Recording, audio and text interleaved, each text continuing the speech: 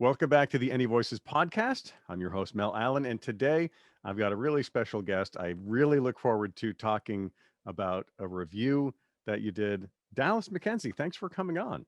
Hi, thanks so much for having me.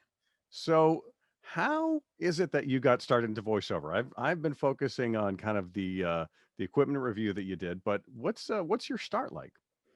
Yeah, uh, scrappy.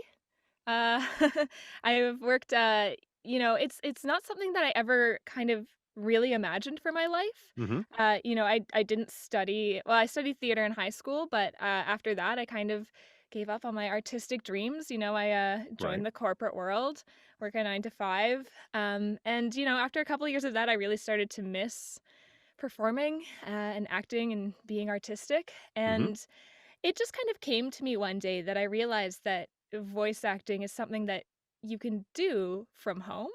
I guess in my mind, I was always like, I could never be an actor because, I do this 9 to 5 thing without, like, just completely Right. abandoning ship and, giving up on everything I've worked so far, and, going to auditions during the day and stuff. But when I realized that I could be doing voiceover auditions, I could do a 9 to 5 and then audition at home in the afternoons or on weekends. That really is what sparked it all. So yeah, it was about 2.5 years ago now. I just bought microphones, bought some equipment, threw it in my closet, and started just auditioning for anything I could get my hands on.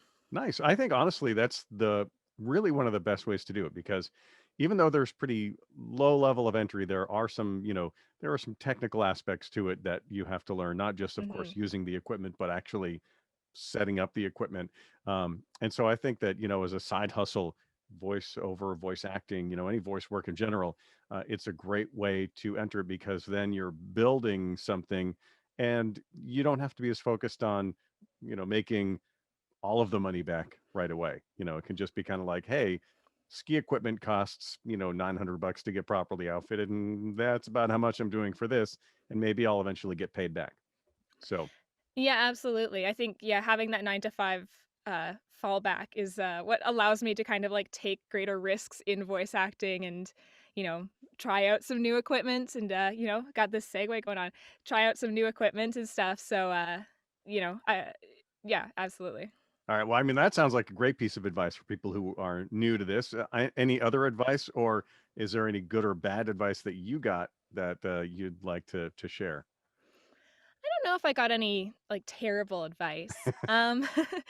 Yeah, I guess I don't know. I feel like it's all about, like just going for things. It's can be scary and it's full of rejection. You're gonna get turned down over and over and over again. But it's just about like trying things out, especially at the beginning. I always found like people always tell me they're like, oh, I could never do like voice acting. I could never do voice work. And I'm like, but have you ever tried? Have you ever like sat Right. down for a minute and tried to make a monster sound? Really?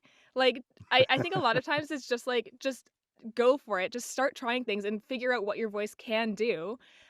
Go for things that maybe, especially at the beginning, go for things that you maybe don't think you can do and just see what happens. And if you are kind of like, oh, that actually sounded kind of neat, then you can keep working on it. And maybe that's a niche you can build yourself into.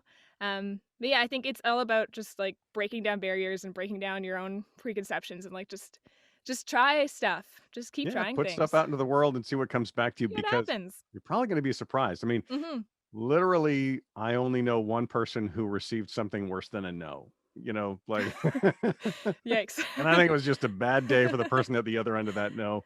And, so really, for me, the worst thing is that sometimes I don't even hear a no. Like, I just don't hear Yeah. anything. And that's okay. I just move on. Hmm. So, now you've got a couple of years behind you. You've got some equipment, maybe better equipment again. Work toward that segue. So, Yeah. what's next for you in your voice? What's your kind of your next launching point? What's the next challenge?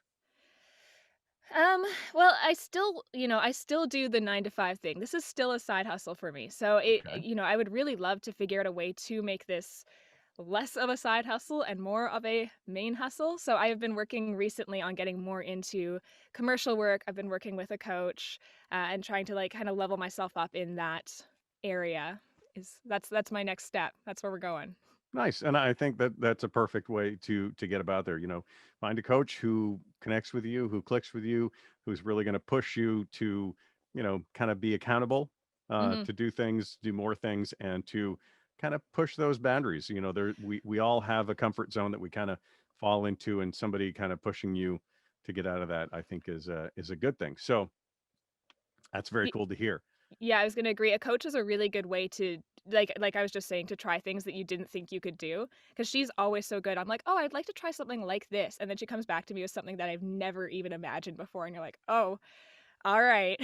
Yeah. Let's go. Let's try this out." Well, it's nice too because with my own coaching experience in the past, I've been like, I wish I could go do that, and they're like, well, why don't you just Right. do it?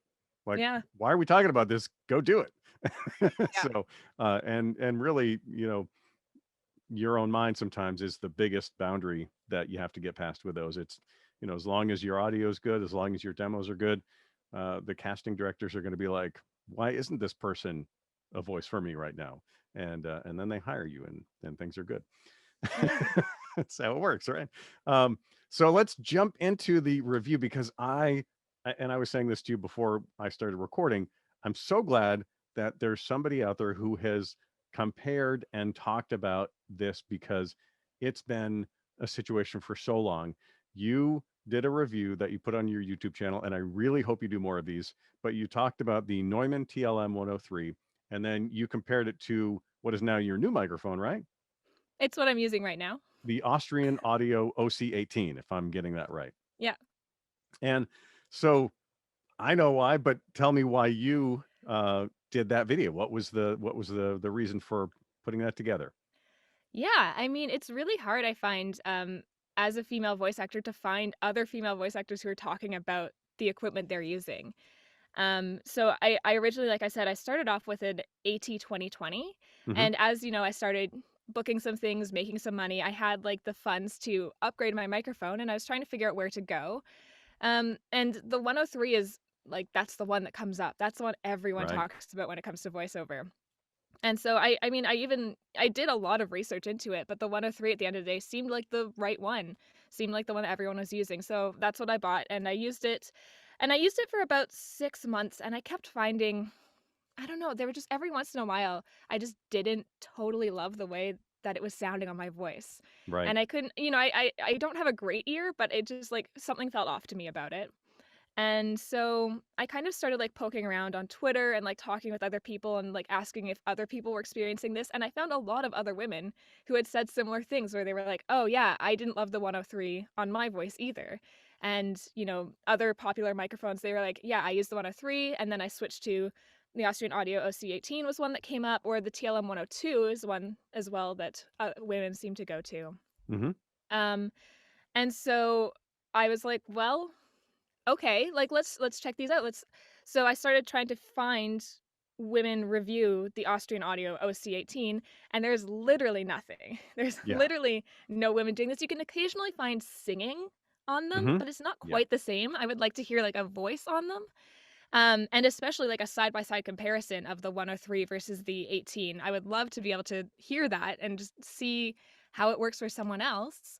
And it just doesn't exist. There are some men doing it, but there are no female voices doing it. And so I just kind of had to like, Okay. all right, I guess I'll buy it myself and see how it works. And then since I had both microphones with me, I was like, well, let's do that thing. Let's do a review. Let's sit them side beside each other and have a Right. female voice on them so we can hear.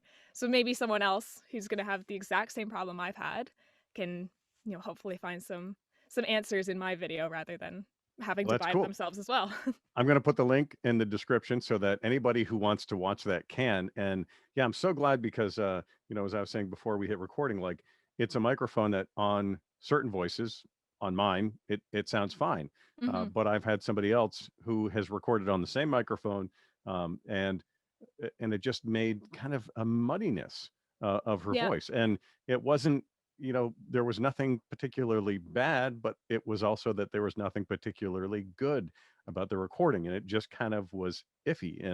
And so I have struggled with microphone recommendations to make when people have asked me who, who are, females or even guys who have kind of a higher range. Mhm. I don't know what microphone. It's like, here's a couple of good ones to try, but then you're spending money or demoing microphones. So I'm so glad that you have done this. And I hope that it prompts you to potentially do more, or other people to potentially do more, because I think that there's a big gap there in gear. There just in general um, aren't a lot of women out there who are reviewing gear, and I think that that really should change, and give people, again, like you're saying, not just the vocalists, the singers, but people who are actually doing voiceover and using it for talking and using it for those processes. Yeah, absolutely. I Nice. totally Well, agree. is there any way that, like, if people want to support more of this, is there, anything like we need to start a GoFundMe for you, or That would be great. Yeah, I'll buy all the microphones. there you go. I'll do all the reviews if someone could get these microphones in front of me. Nice. Well, would you be open to, like, somebody sending you microphones and, testing them that way? Yeah, absolutely. Um, If anyone's interested in that, I would love to. nice. Well, I got a couple of microphones here, so we should talk offline. Cool. Yeah, and absolutely. That'd be see, great. I see. think that'd be a great channel. Like you're saying, there's just no women reviewing them. I would love to be able to Yeah. help fill that niche a little bit. That's very cool. Well, I hope that definitely this is something that again you do more of, and that maybe inspires other people out there who also have a couple of microphones, or maybe they're buying one and they're Yeah. going to have a little bit of a couple of days before they sell the one that they've got, and do some more of this. So, um, how though should people reach out to you? What's the best way for people to get in contact with you and just give you some feedback on this? Yeah. Well, you can find me on Twitter at Dallisaur, Dallisaur. My Nice. name is spelled all wrong just to confuse everybody. You can find me. My website is dallismackenzie.com. So you can find me as Dallis MacKenzie on Instagram or Facebook. Everywhere else, I'm Dallis MacKenzie. Yeah. All right. Well, very cool. I hope that we can start a process here where you test more gear, and maybe that becomes the day job, and voiceover is still the side. What a Who knows? Well, that sounds amazing. I'll take it. Absolutely. All right. Well, Dallas, thank you so much for joining me today, and I definitely look forward to hearing more from you. And until next time, thanks for listening to the Any Voices podcast, and let's do one more take.